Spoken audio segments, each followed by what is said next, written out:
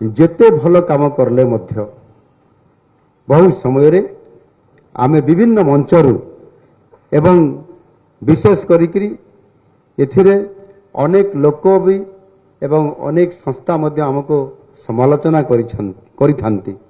ଏଣୁ ଏଥିରେ ମୁଁ ଆପଣମାନଙ୍କୁ କହିବା ପାଇଁ ଚାହୁଁଛି, ରାଜ୍ୟର ଜନସାଧାରଣଙ୍କୁ ମଧ୍ୟ କହିବା ପାଇଁ ଚାହୁଁଛି, ପୋଲିସ ଯେତେ ଭଲ କାମ କଲେ ସୁଦ୍ଧା ଆଲୋଚନା ସମାଲୋଚନାର ନିଶ୍ଚିତ ଭାବରେ ସରବ୍ୟ ହେଇଥାନ୍ତି। ଆମ ସମାଜ ଏକ ଅତ୍ୟଧିକ ରାଜନୈତିକ ସମାଜ। କିଛି ରାଜନୈତିକ ପଏଣ୍ଟ ସ୍କୋର କରିବା ପାଇଁ ପୋଲିସ ବିରୋଧରେ ଆପଣଙ୍କର ସେମାନେ ମଧ୍ୟ ଅନେକ ସମୟରେ ମନୋବଳ ଭାଙ୍ଗିବାକୁ ସେମାନେ ଉଦ୍ୟମ କରିଥାନ୍ତି। ବାସ୍ତବରେ ସେମାନେ ପୋଲିସକୁ ନୁହେଁ, ପୋଲିସ କାନ୍ଧରେ ବନ୍ଧୁକ ରଖିକି ସରକାରଙ୍କର ଉପରେ ହିଁ ସେମାନେ ଆକ୍ରମଣ କରିଥାନ୍ତି ଏବଂ ବିରୋଧୀ ସରକାରଙ୍କୁ ବିରୋଧ କରିବା ପାଇଁ ବଦନାମ କରିବା ପାଇଁ ଅପଚେଷ୍ଟା କରିଥାନ୍ତି। ତେଣୁ ଆପଣମାନେ ସେଥିରେ ବିଚଳିତ ହେବାର ଆବଶ୍ୟକତା ନାହିଁ। ପୋଲିସକୁ ବିରୋଧ କଲେ ମଧ୍ୟ ପ୍ରକୃତରେ ଇଏ ବିରୋଧ ହେଉଛି ସରକାରଙ୍କ ଉପରେ ଥାଏ। ଏଣୁ ଆପଣମାନଙ୍କର ନିଜର କର୍ତ୍ତବ୍ୟକୁ ସୁଚାରୁରୂପେ ପାଳନ କରିବା ପାଇଁ ଆପଣମାନେ ଯତ୍ନବାନ ସେମିତି ହିଁ ରହିବେ। ଯଦି କିଛି ଅସୁବିଧା ହେଲା ତାହେଲେ ତାଙ୍କୁ ଛାଇକୁ ନେଇଯାଆନ୍ତୁ, ତାକୁ ଛାଇରେ ନେଇକି ବସାଇ ଦିଅନ୍ତୁ, ପାଣି ଫାଣି ଦିଅନ୍ତୁ। ବାସ୍ତବରେ ସେମାନେ ଆପଣମାନଙ୍କର ପଛରେ ଆପଣମାନଙ୍କର ସରକାର ସବୁବେଳେ ଦୃଢ଼ ଭାବେ ଛିଡ଼ା ହୋଇଛି। କିନ୍ତୁ ମୋର ଗୋଟିଏ ମାତ୍ର ସର୍ତ୍ତ, ଆପଣମାନେ ସବୁବେଳେ ନିଜ ଡ୍ୟୁଟି ପ୍ରତି ଟ୍ରୁଥଫୁଲ ହେବାର ଆବଶ୍ୟକ। ଦୁର୍ନୀତି ଜାଣିଶୁଣି କର୍ତ୍ତବ୍ୟରେ ଅବହେଳା କିମ୍ବା କ୍ଷମତାର ଅପବ୍ୟବହାରକୁ କେବେ ହେଲେ ବରଦାସ୍ତ କରାଯିବ ନାହିଁ।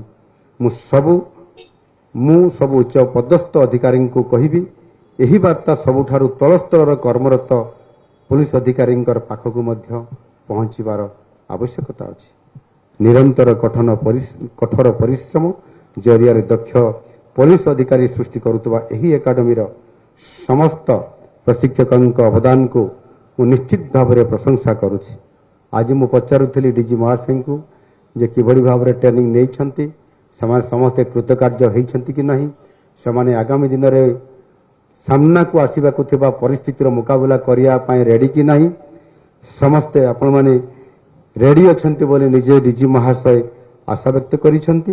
ଆଉ ମୁଁ ମଧ୍ୟ ଆଶା କରୁଛି ଯେ କାର୍ଯ୍ୟରେ ମୋରାଲିଟି ବିଷୟରେ ଆପଣ ସମସ୍ତେ ପ୍ରଶିକ୍ଷଣ ନିଶ୍ଚିତ ଭାବରେ ପାଇଥିବେ। ବର୍ତ୍ତମାନ ସମୟ ଆସୁଛି ଆମେ ତାକୁ ପାଳନ କରିବା।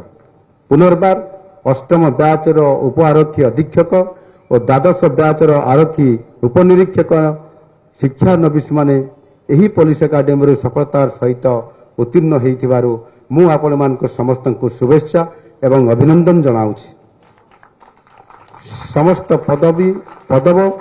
ପଦକ ଏବଂ ପୁରସ୍କାର ବିଜେତାମାନଙ୍କୁ ମଧ୍ୟ ଯେଉଁମାନେ ଏଠି ଆଜି ପୁରସ୍କାର ନେଇଛନ୍ତି, ବିଶେଷ ଭାବରେ ଆପଣମାନଙ୍କୁ ସମସ୍ତଙ୍କୁ ମୁଁ ଶୁଭେଚ୍ଛା ଜଣାଉଛି।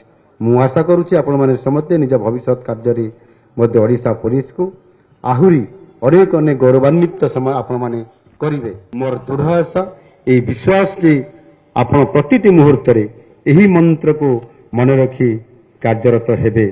ଧନ୍ୟବାଦ। ଜୟ ହିନ୍ଦ। ବନ୍ଦେ ଉତ୍କଳ ଜନନୀ।